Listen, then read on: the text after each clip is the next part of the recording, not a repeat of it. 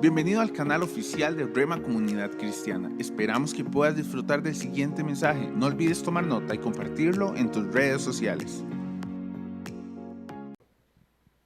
Padre, damos gracias en esta mañana, ahora por la enseñanza bíblica de tu palabra, nos va hoy a hablar y dirigir. Te agradecemos, Señor, porque tu palabra es la verdad. Y oraste en Juan 17, santifícalos en tu verdad, pues tu palabra es la verdad. Hoy aquí, Señor, al exponernos, al recibir el mensaje, estamos seguros de algo. Tu palabra nos santifica, tu palabra nos purifica. Hoy nosotros aquí somos receptores de una enseñanza bíblica, pero nuestro espíritu se regocija al escuchar tu palabra y nuestro ser se purifica mediante ella. Límpianos con tu palabra, lávanos con tu palabra, santifícanos en esta verdad. Hoy, Señor, que nuestra mente, nuestro corazón y nuestra fe sea santificada por medio de tu palabra. Hoy escucho con fe la palabra de Dios en este lugar. Hoy recibo con fe tu palabra, Señor. Alimenta mi espíritu, mi alma, mi entendimiento. Alimenta mi corazón, Señor. Lléname de la fe verdadera, la fe bíblica, la fe salvadora, para que yo pueda seguir creyendo y confiando, sin importar la condición, la adversidad, la prueba, la enfermedad, que mi mente y mi corazón se mantengan firmes a través de este alimento glorioso que es tu palabra, mi espíritu. Así como mi organismo necesita el alimento, mi espíritu necesita tu palabra. Y hoy, Señor, te agradezco por darme el privilegio de reunirme con otros santos, santificados por ella, para recibirla en amor, con convicción, con fe, con paz, con vida de Dios sobre mí. Tus palabras son vida y son medicina. Hoy, Señor, alimenta mi espíritu con tu palabra. Fortalece mi hombre, mi mujer interior, para que seamos edificados por ella y a través de ella. El espíritu de cada uno de nosotros hoy sea fortalecido mediante el poder de la palabra de Dios. Y por eso David en el Salmo 103 nos da una instrucción. Él dice en ese salmo: bendice alma mía al Señor. ¿Cómo bendecirá mi alma al Señor si no ha sido santificada y purificada mediante la conversión del Espíritu Santo y la palabra que trae esa renovación a nuestro espíritu, ese alimento a nuestra alma? Hoy, Señor, mi alma sea fortalecida a través de tu palabra, en Cristo nuestro Señor. Recién recuerdo que Carlitos me dijo ahora que el tío de nuestra hermana Rosy, quien estuvimos orando el miércoles pasado aquí, un hermano ya adulto mayor, que estuvo muy enfermito en estos días, partió hoy por la mañana con el Señor Jesús. Rosita anda ya en las honras fúnebres de su tío. Y bendecimos a toda esta familia con la perfecta y poderosa y gloriosa paz de nuestro Señor Jesús. Bueno, desde hace ya 2 semanas atrás hemos estado compartiendo en los sermones dominicales el maravilloso, glorioso y profundo capítulo 17 del Evangelio según San Juan. En ese capítulo encontramos la oración más hermosa, más profunda y más detallada que encuentra la Escritura acerca de Jesús. Una oración que él hace al Padre. Y algunos entendemos que esta fue una oración que Jesús hizo en presencia de los discípulos mientras salió del aposento alto y se desplazó al huerto de Getsemaní. Durante ese momento, ese movimiento de Jesús saliendo del aposento alto y dirigiéndose al huerto de Getsemaní, entendemos que Jesús elevó esta oración al Padre en presencia de los discípulos. Para efectos de las presentaciones de estas predicaciones, dividimos el capítulo 17 en 3 secciones. La primera, los primeros 5 versículos que predicamos hoy hace 2 semanas atrás, donde entendemos que Jesús hace una oración específicamente por la glorificación al Padre. Luego, la semana pasada vimos los versículos desde el 6 hasta el 19, donde comprendemos que Jesús hizo una oración específicamente por sus 11 discípulos, los que habían quedado, porque recuerdan que eran 12, pero ya uno en el aposento alto había manifestado que era un discípulo falso, que era Judas Iscariote. Ya Judas se había ido a buscar a las autoridades para vender a Jesús y ser entregado en el huerto de Getsemaní. Jesús ora entonces por sus 11 discípulos en esa sección de Juan capítulo 17, verso 6 hasta el 19.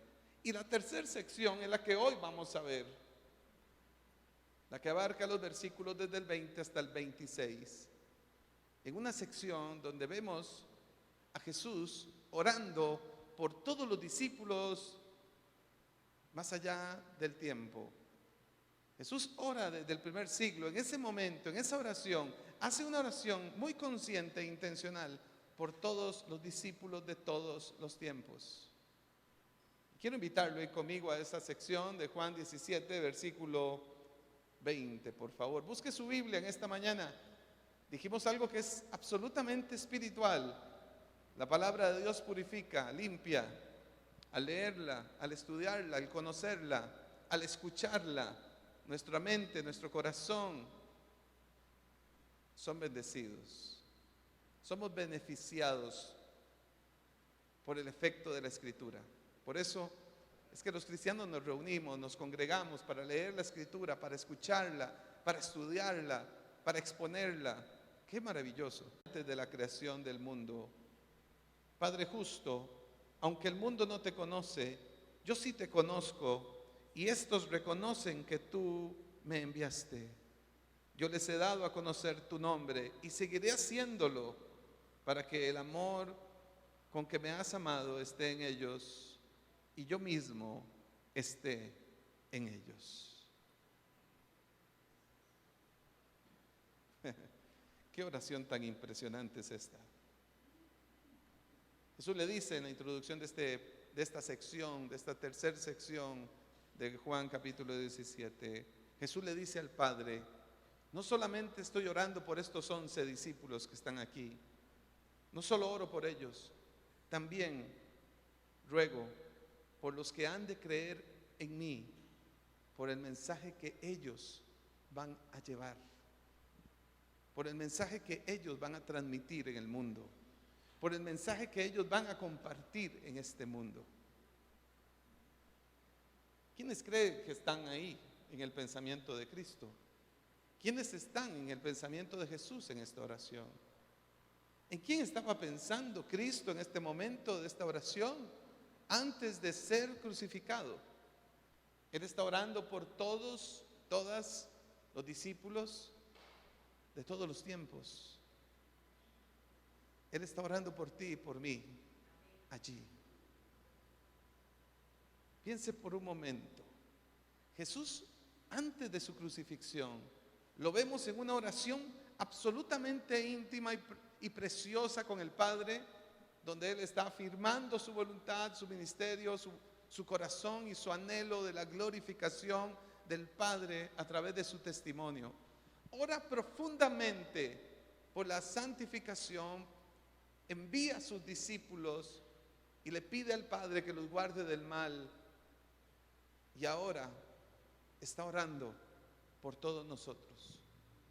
En una oración gloriosa que nos anima a dar gloria a Él, porque nosotros aquí somos el resultado visible de esta oración de Cristo hace 2000 años. Note esto, hoy esta reunión es el fruto de esta oración de Cristo, quien encomienda la misión de los discípulos y ora al Padre por todos sus discípulos. Somos el resultado de esta gloriosa oración, pues Él nos llamó. Y Juan 17 es un testimonio glorioso del llamamiento que Cristo ha hecho a cada uno de nosotros. Dice Juan 17 que Él nos llamó por el poder de su palabra. Jesús dice en esta oración y les anuncia que el Espíritu Santo vendría sobre ellos y que la manifestación del Espíritu Santo en la vida de un discípulo hace que sea testigo. Y Jesús les marcó la ruta de ese testimonio. Les dijo que serían testigos en Judea, en Jerusalén, en Samaria y hasta los confines de la tierra. Hoy, si vemos ese versículo en la historia, nosotros éramos los confines de la historia. Nuestro continente en aquella época no había sido descubierto. Era un continente de indígenas que no era conocido por el mundo antiguo, pero que nosotros ya estábamos en el plan de salvación de Cristo en esta oración, hasta los confines de la tierra. Hoy todavía la iglesia sigue trazando los confines de la tierra. Aún hay territorios en el mundo que nunca han escuchado el Evangelio. Aún existen grupos humanos en la historia de la humanidad reciente que no han podido escuchar la Biblia en su propia lengua. Aún tenemos misión que hacer. Aún tenemos una misión que resolver. Sin contar o considerar que muchos de nuestros territorios que han sido evangelizados a lo largo de la historia, hoy han sufrido otro fenómeno espiritual, que es el abandono de la fe cristiana. Sobre todo Occidente, Europa, América, han experimentado en las últimas décadas un abandono absoluto a la fe cristiana. Es por eso que hoy en el mundo de las misiones se habla de un concepto que es la reevangelización, que no es sino volver a llevar el mensaje a los lugares donde ya Cristo fue predicado, pero que el mundo, con toda su contaminación, con todo este sistema anticristiano, antibíblico, se ha encargado de quitar el nombre del Señor entre los pueblos de la tierra. Una misión que tiene la iglesia hoy, una misión que tenemos nosotros aquí mismo en Occidente. Mucha gente ha escuchado acerca de Cristo, pero muchísimas gentes no conocen a Jesús. Tienen un conocimiento basado en tradiciones y no basado en la fe cristiana, no basado en la escritura y en la revelación bíblica. Es de allí la enorme necesidad que tiene la iglesia de hoy de llevar a cabo este proceso de evangelización, pero no a través de ritos, ni de rituales, ni de tradiciones, sino de la manifestación gloriosa de la palabra de Dios, porque ella es la verdad de Dios, porque esta es la que necesita el mundo para la salvación y la vida eterna. Volviendo a Juan 17, lo que nos damos cuenta entonces es cómo Jesús llamó a sus discípulos por el poder de la palabra, por el testimonio de los discípulos, la doctrina de los apóstoles y sin duda el acto más grande de amor y de sacrificio que fue su muerte en la cruz. Jesús dijo en el verso 19, y por ellos me santifico a mí mismo, para que también ellos sean santificados en la verdad. Ahora bien, en esta última sección de Juan 17, donde vemos a Jesús orando por todos los discípulos de todos los tiempos, y eso nos incluye a nosotros, Él hace una oración muy específica allí. Él tiene una petición y una motivación muy puntual. Él le dice al Padre en esa oración, ruego para que todos sean uno. Qué triste es ver esto a lo largo de la historia de la iglesia, cuando nos hemos concentrado en causar divisiones producto de doctrinas. Hemos sido expertos en esto, en crear divisiones, separaciones, denominaciones, grupos por aquí, grupos por allá. Cuando Jesús, su oración fue muy simple, pero a la vez fue muy profunda. Él le dijo al Padre, oro para que todos sean uno. Vemos entonces en el desenlace de la oración de Juan 17 a Jesús con una motivación muy particular. Una vez que presenta el ruego por todos los discípulos de todas las épocas, Él le pide al Padre que haya unidad espiritual entre sus discípulos. Que los discípulos sean uno, que guarden la unidad de la fe, que guarden la unidad espiritual. Que haya una unidad espiritual en ellos. Que todos sean uno. Él le dice que yo esté en ellos como tú estás en mí. Permiten que alcancen la perfección de la unidad. Esta unidad espiritual a la cual Jesús está refiriéndose aquí es una unidad que es el resultado de la fe en Jesucristo. Y es el resultado de la unidad de Cristo con el Padre. Mediante la fe, la Escritura nos enseña que hemos sido unidos con Cristo. Y esta unidad con Jesús nos une los unos con los otros. Todos nosotros aquí estamos unidos a Cristo espiritualmente, pero al estar unidos con Cristo, estamos unidos los unos con los otros. No podemos ver esos lazos invisibles, porque es un lazo espiritual en el que el Señor ha manifestado a la iglesia una unidad perfecta. Pero considere esto, así como maravilloso es considerar hoy en el testimonio de Juan 17, cómo Jesús, horas antes de su crucifixión, estaba orando por cada uno de nosotros. Considere esto como un tesoro precioso. Jesús estaba orando por la unidad, para que seamos uno en Él, para que haya una perfecta unidad entre nosotros. Porque esta unidad, veremos más adelante, tiene un resultado en el mundo misional, en la obra misionera de los discípulos.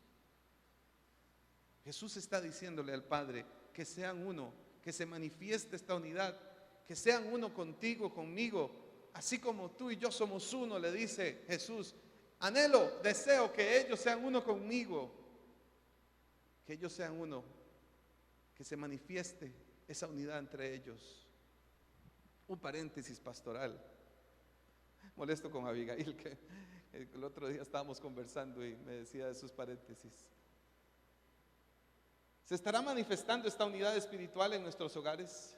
Digo esto porque una tarea que tenemos es manifestar unidad en el cuerpo de Cristo, en la vida de congregación, en la vida de la iglesia, en el servicio que damos en los ministerios, en cómo trabajamos y servimos en nuestra iglesia local, en cómo nos integramos, lo que yo hablaba hace unas semanas atrás. Congregarse no es venir a recibir la palabra, purificarme e irme. ¿Dónde está la unidad? ¿Cómo se manifiesta esa unidad? ¿Cómo estás representando esa unidad espiritual? Y pienso, qué difícil debe de ser para un discípulo de Jesús que no ha procurado la unidad familiar, manifestar unidad en la vida congregacional. Qué difícil debe de ser intentar manifestar este mandamiento de ser uno junto con otros creyentes cuando no he sido capaz de manifestar unidad en mi propia casa.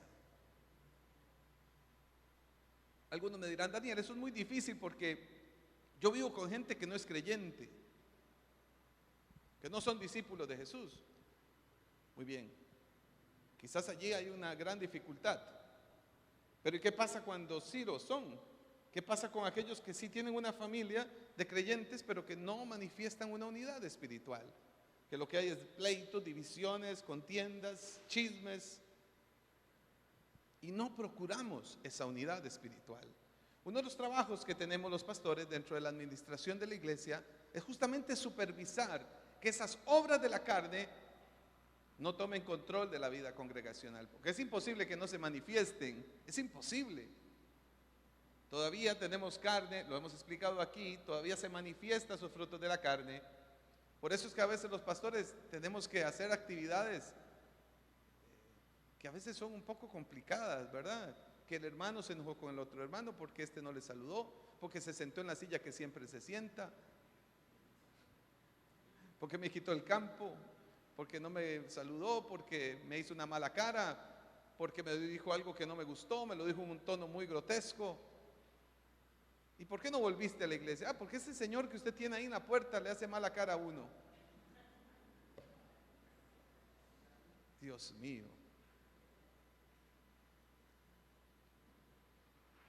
¿Qué dice Pablo de la unidad espiritual de los creyentes? Vamos a Filipenses capítulo 2. Hagamos una salida rápida de Juan 17. Ya volveremos ahí. Vamos un momento a Filipenses 2, verso 2. Dice Pablo, ¿cómo se manifiesta la unidad en la iglesia?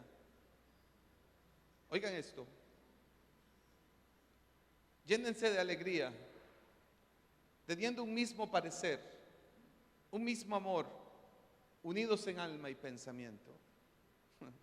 Qué fácil lo pones, Pablo, pero eso es bien complejo. Pero eso no es una obra que el ser humano hace por sí solo. Esta manifestación de esta unidad que Pablo describe aquí en Filipenses 2:2, déjenlo ahí, muchachos, ese versículo, porfa. Esta manifestación, este objetivo de la unidad congregacional es algo que es solo mediante la obra del Espíritu Santo. Es imposible hacerlo bajo los criterios únicos humanos. Este nivel de unidad que Pablo está esperando en nosotros se logra solo a través de la obra del Espíritu Santo en nuestra vida. ¿Qué produce esta unidad? Dice Pablo que es un mismo parecer, un mismo sentir. ¿Qué significa eso? ¿Que todos tenemos que pensar igual? Eso es imposible. Significa que todos tenemos que ser controlados por el conocimiento profundo de las Escrituras, para que entonces así se manifieste el poder del Espíritu Santo en nosotros. Yo pienso, ¿cómo harán las iglesias cuya enfoque doctrinal no es la Escritura? ¿Cómo hace esa iglesia para tener un mismo sentir? Porque si lo están intentando hacer a través de las motivaciones, eso va a generar una serie de discrepancias, roces, rivalidades, envidias, que todas ellas son obras del pecado. Pero cuando Pablo dice que haya un mismo sentir, que haya un mismo parecer, ese mismo sentir es el producto del estudio, de la manifestación de la Escritura, el cual va a producir la manifestación del poder del Espíritu Santo. Porque entonces es la Escritura lo que nos hace estar en acuerdo. Es la Escritura lo que nos hace sentir que estamos unidos. Es la Escritura la que nos hace y nos permite tener un mismo parecer, un mismo sentir, cuando nos ponemos de acuerdo a través de la Escritura. Es lógico porque lo hemos visto aquí. Aquí tenemos hermanos que vienen de escuelas evangélicas que les han enseñado cosas que es diferente a lo que hemos enseñado aquí. Y no digo que lo que les he enseñado es malo, quizás no lo hicieron con esa intención. Les enseñaron prácticas, les enseñaron doctrinas, que de pronto cuando vienen y les enseñamos y les decimos, mire hermano, considere que eso que le han enseñado puede ser que no tenga un fundamento bíblico adecuado, que quizás usted ha estado creyendo algo que la Biblia no lo explica así. Y entonces tenemos que tener debates espirituales porque existen diferentes niveles de doctrinas. Hay doctrinas elementales en las cuales no puede haber un debate. O las crees o no las crees, pero si no las crees no serás un discípulo de Cristo. Y hay algo que en la teología llaman doctrinas de segundo orden y hasta de tercer orden, que es allí donde podríamos tener un poco más de flexibilidad, como por ejemplo es el tema de la segunda venida de Cristo. ¿Verdad? Que hay algunos que creen que la iglesia no va a estar que la iglesia va a ser raptada, que no va a pasar por la tribulación, otros que piensan que va a ser a la mitad de la tribulación y otros que piensan que será hasta después de la tribulación. Hay muchas doctrinas con respecto al tema de la segunda venida de Cristo. A esto le llamamos doctrinas de segundo orden. Pero cuando Pablo habla aquí de tener un mismo sentir, de tener un mismo parecer, está hablando de la doctrina fundamental del Evangelio, de la doctrina del primer orden. En eso no puede haber discrepancia, no puede haber alteración. Si alguien aquí se levanta diciendo que Jesucristo era hombre pero no Dios, esa es una terrible discrepancia doctrinal, porque en esta iglesia y en la doctrina bíblica creemos, enseñamos y manifestamos que Jesucristo es hombre y que Jesucristo es Dios. Para poner un ejemplo de doctrina de primer orden. Pero Pablo dice también, llénense de alegría teniendo un mismo parecer y un mismo amor. ¿Cómo es esto de un mismo amor? Claro, amándose los unos a los otros, esa es parte de la vida congregacional. Soltando los resentimientos, las diferencias de clase. Bueno, gracias a Dios aquí todos somos de la misma clase. Pero no crea, esto es un fenómeno en las vidas de la iglesia. Hay iglesias donde esas Sectorizaciones sí existen, donde los que aportan más se sientan en ciertos lugares y les limpian el asiento todas las mañanas los domingos para que no se encuentren cabellos ni basura ahí. Y eso por supuesto que es desagradable. Le explicaba al pastor Iván que el otro día que íbamos de camino a Grano de Oro que estuve estudiando 1 Corintios 11. ¿Se acuerdan? La advertencia en la Santa Cena. Y le explicaba a él que uno de los elementos que estudié de ese libro es que justamente Corintio tenía, entre tantos problemas, un problema de clasismo, donde los ricos llegaban más temprano a servirse la cena y después llegaban los obreros, después de su jornada de trabajo. Y los ricos no se querían juntar con los obreros a cenar, a compartir la cena. Y entonces Pablo esto lo ve con desagrado, porque ¿cómo se les ocurre hacer esa división de clases si se trata de una unidad de amor? ¿Cómo se les ocurre pensar que en la iglesia se va a manifestar lo que se manifiesta en el mundo? De que hay unos que porque dan más, se les da ciertos privilegios, algo así como las zonas VIP. Eso no puede ser en la iglesia, mis queridos hermanos. Eso es antagónico a la realidad espiritual. Por eso Pablo dice que haya un mismo parecer, un mismo amor, y dice algo, unidos en alma y pensamiento. El Espíritu Santo nos capacita en ese amor ágape de Dios, para poder amarnos de esta forma y luego tener esta misma manifestación de unidad a través de un mismo propósito, unánimes, trabajando unidos por el mismo pensamiento y el mismo propósito de Dios, comprometidos en objetivos espirituales comunes, como el que hoy hemos representado aquí, que es una iglesia que hace misión, no que tiene misioneros, es una iglesia que hace misión, donde cada uno de nosotros asume su tarea y su responsabilidad bíblica de multiplicar el conocimiento de Cristo en otros. Lo que el Señor le da, usted lo ha recibido por gracia, y por gracia ahora Dios te encomienda a que lo des a otros, que lo enseñes a otros, que lo lleves a otros. ¿Y qué pasa si no lo hago? Entonces me convierto en un discípulo desobediente, negligente, perezoso. Corres riesgos. Corres riesgos de una fe no genuina. Porque aquel que recibe la fe genuinamente tiene la responsabilidad de llevar este mensaje a otros. Pero es que me da vergüenza, no me siento capacitado. Necesito llevar 300 cursos para sentirme capacitado. Mis queridos hermanos, si estás esperando sentirte capacitado para compartir el Evangelio, has estado considerando un error. Porque como dimos aquí en este pasaje tan hermoso de Filipenses 2, para que haya un mismo parecer, para que haya un mismo amor, para que estemos unidos en alma y pensamiento, no basta con sentirnos capacitados. Necesitamos la obra del Espíritu Santo de Dios en nuestra vida. Necesitamos esto. Ahora, tenemos una gran dificultad los pastores que observamos estos temas, porque hoy estamos luchando con un terrible individualismo que se manifiesta también en los miembros de nuestras iglesias locales. Hoy la gente está desconectada de los demás. Hoy no queremos relaciones con nadie. Hoy nos sentimos inseguros, siempre ansiosos, siempre desconfiados. Y entonces, ¿cómo podemos vivir una unidad si estamos pensando así? Entonces usted eso lo nota con facilidad.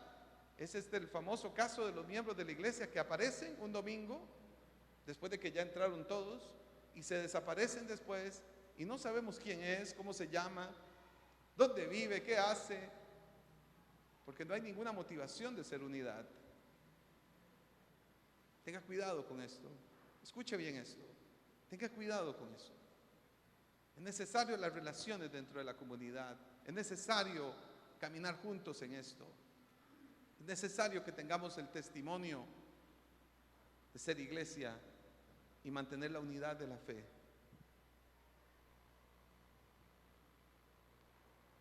Por eso Jesús le pidió al Padre en esta sección: oro, ruego que sean uno.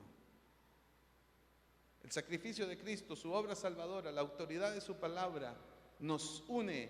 Allí está la doctrina de primer orden. Esto es lo que nos une.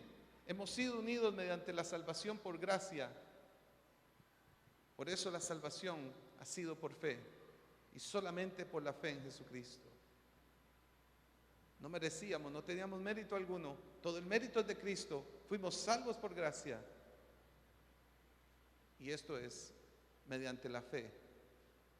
Pablo dice en Efesios capítulo 4, 7 características de la unidad de la fe. Veámoslo rápidamente. Efesios 4, verso 4.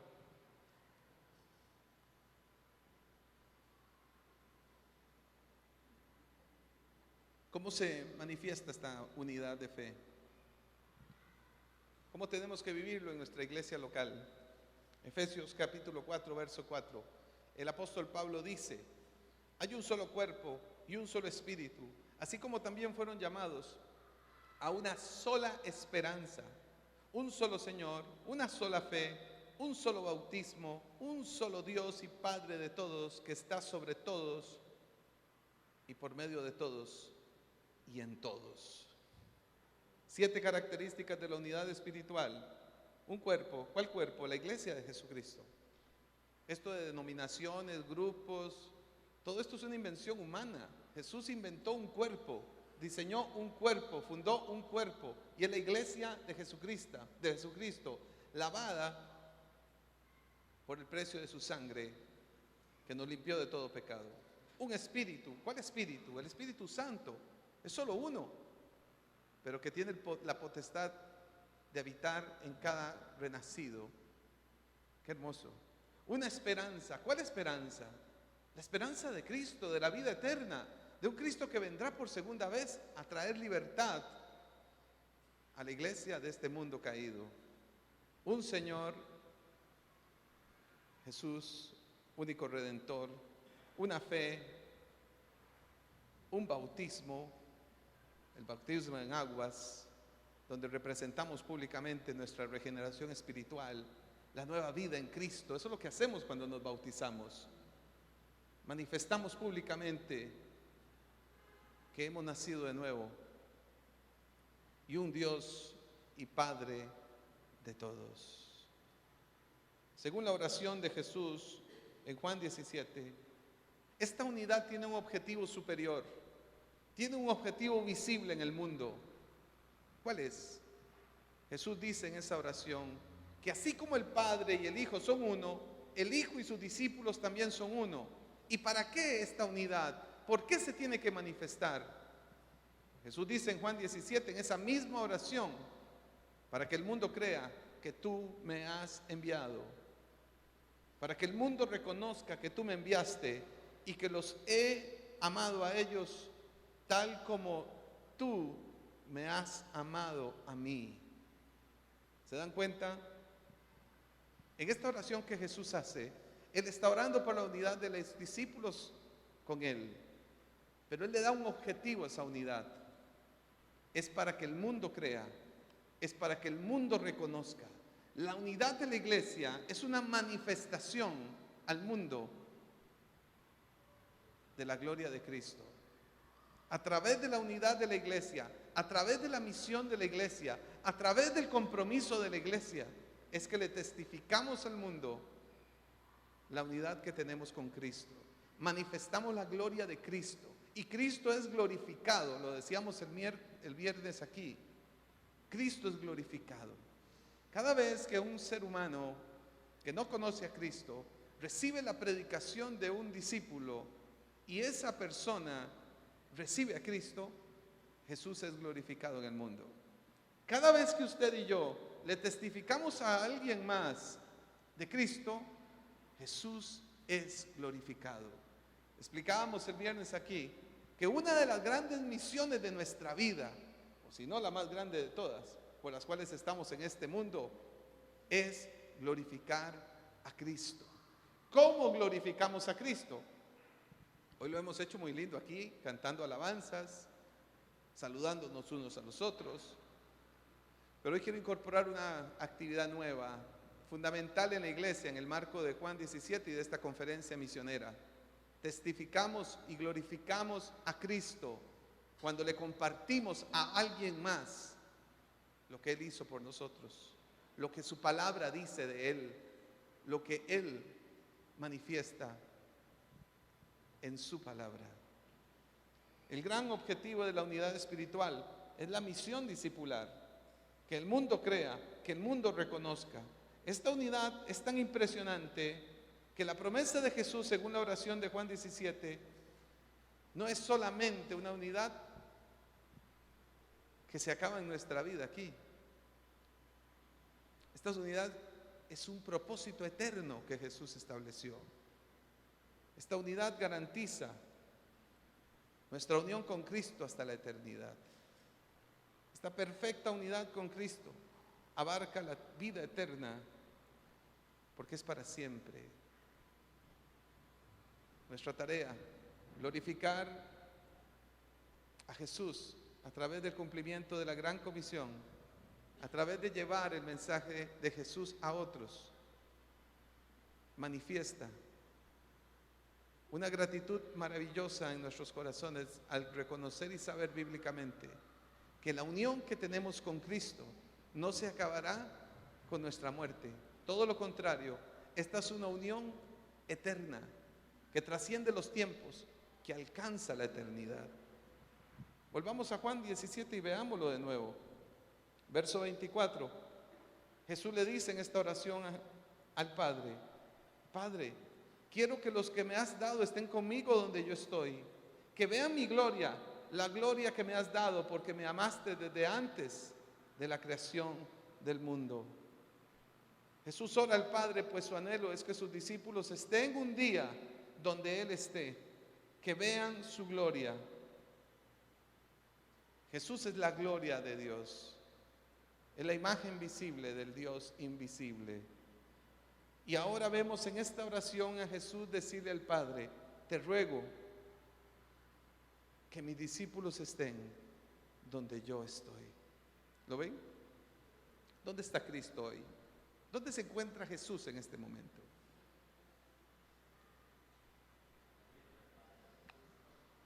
La Escritura es muy clara en responder esta pregunta. La Biblia dice que Jesús está en la presencia del Padre, sentado a su diestra en el trono, y Él se fue a preparar lugares para todos aquellos que mueren creyendo y confiando en Él. Antes de que ocurra su segunda venida a este mundo, Jesús garantiza una unidad perfecta con Él, aún en el valle de la muerte. La muerte para un discípulo es el momento en el cual abandonamos nuestro cuerpo en este mundo para irnos y reunirnos a la presencia de Cristo, a estar con Él y contemplar su gloria, gloria que recibió, como dice Juan 17, desde antes de la fundación de este mundo. Esto es maravilloso, hermanos. Cómo Jesús desde Juan 17 está orando algo que trasciende los tiempos.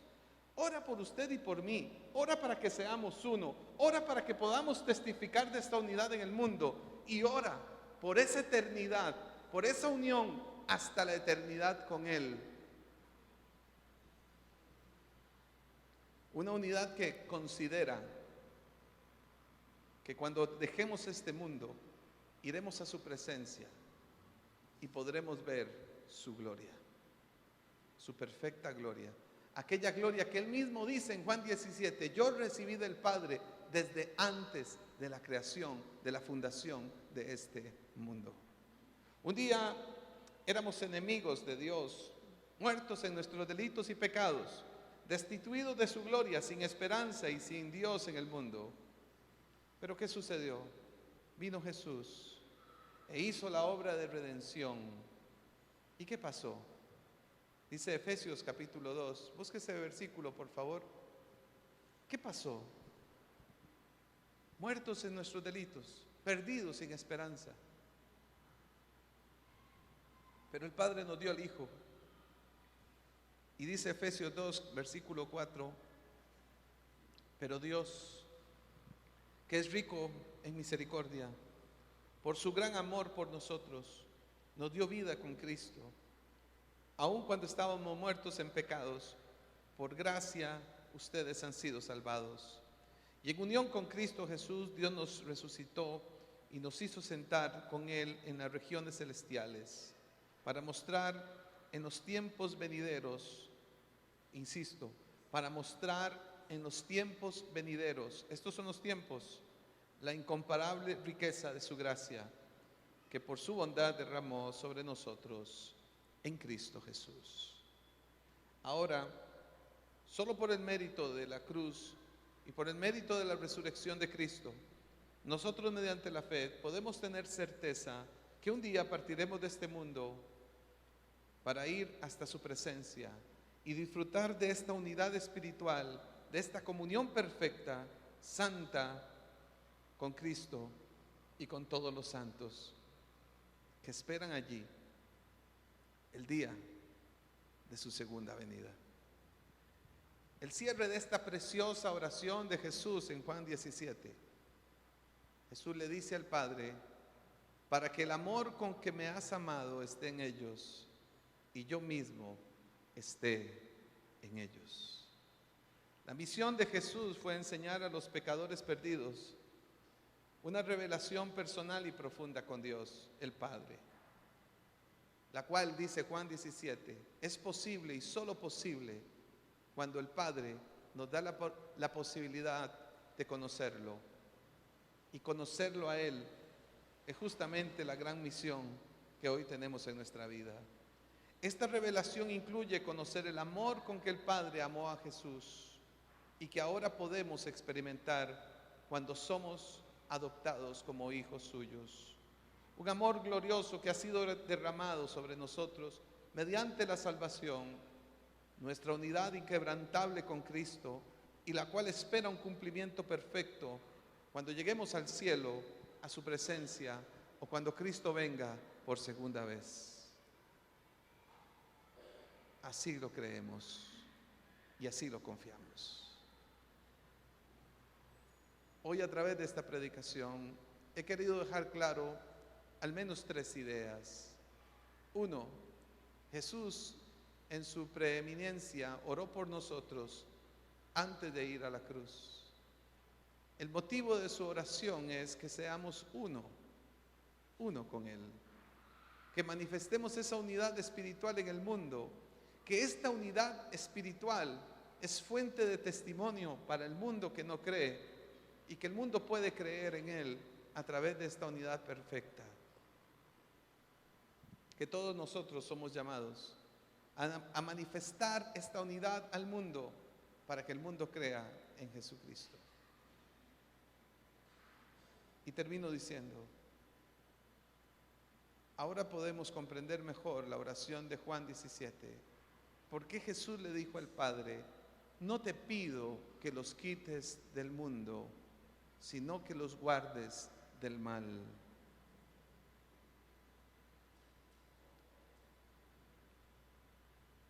Jesús le pidió al Padre que no quitara a los discípulos del mundo, porque el mundo es nuestra gran misión.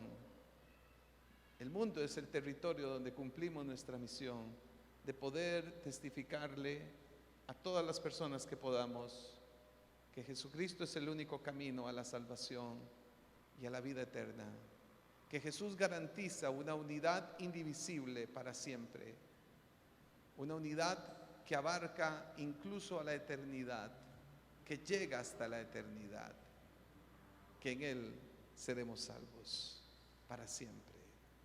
Quisiera pedirles que estén en pie conmigo en esta tarde ya y terminemos orando.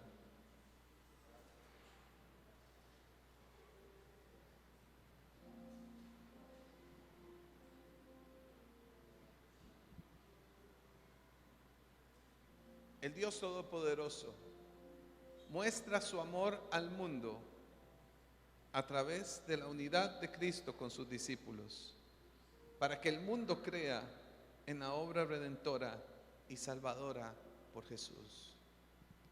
Usted y yo somos los responsables de manifestar esa unidad nuestra unión con Cristo al mundo.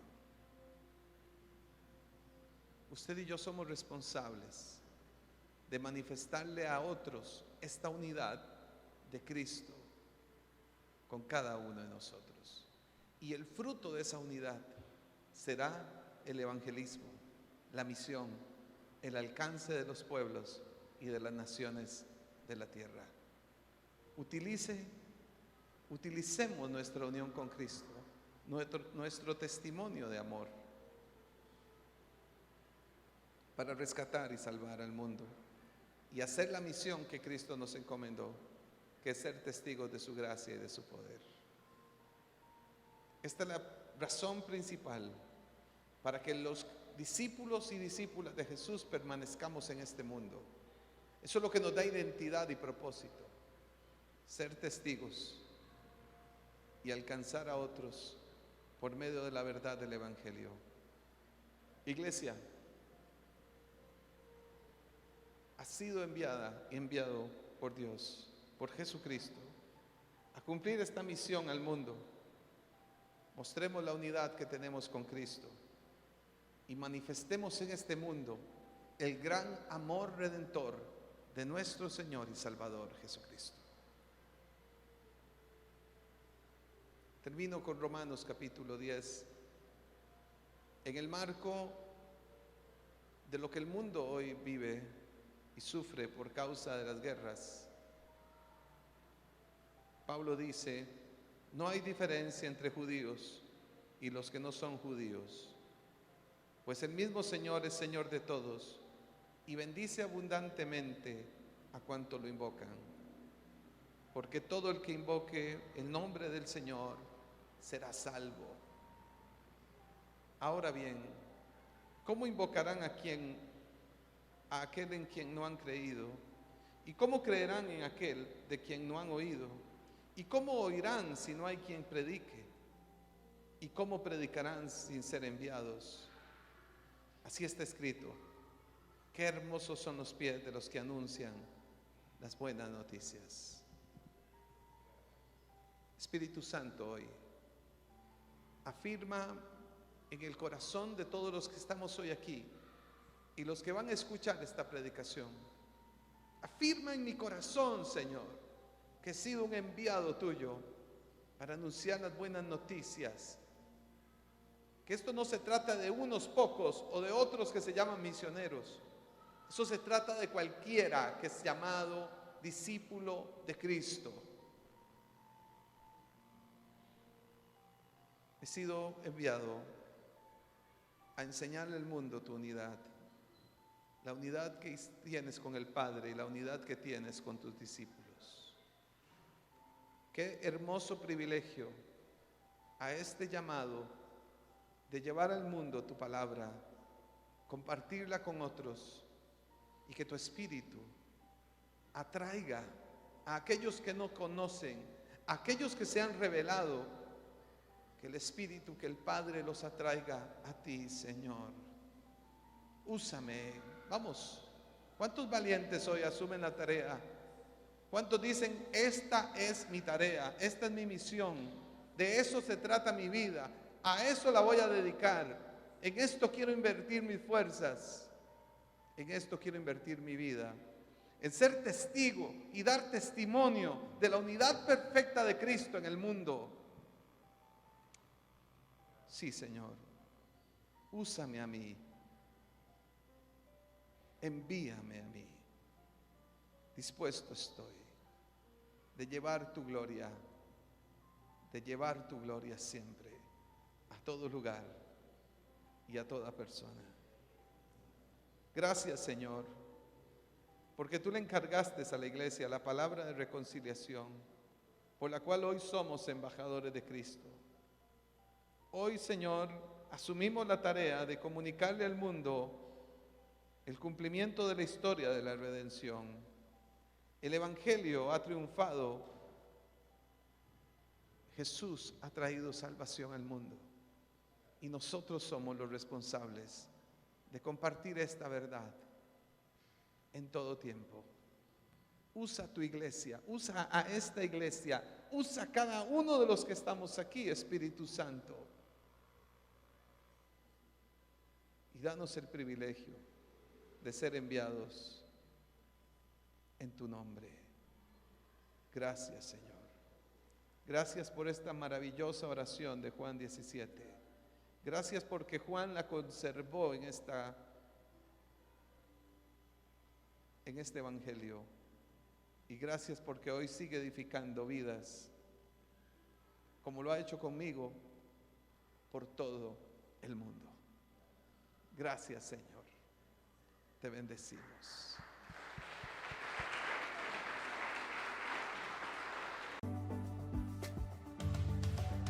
Esperamos que esta enseñanza sea de bendición para tu vida. Recuerda que puedes encontrar toda nuestra información en nuestras redes sociales como Rema Comunidad Cristiana y en nuestra página web www.comunidadrema.com. Y si eres nuevo, queremos conocerte. Envíanos tus datos para poder comunicarnos contigo. Somos comunidad, somos Rema.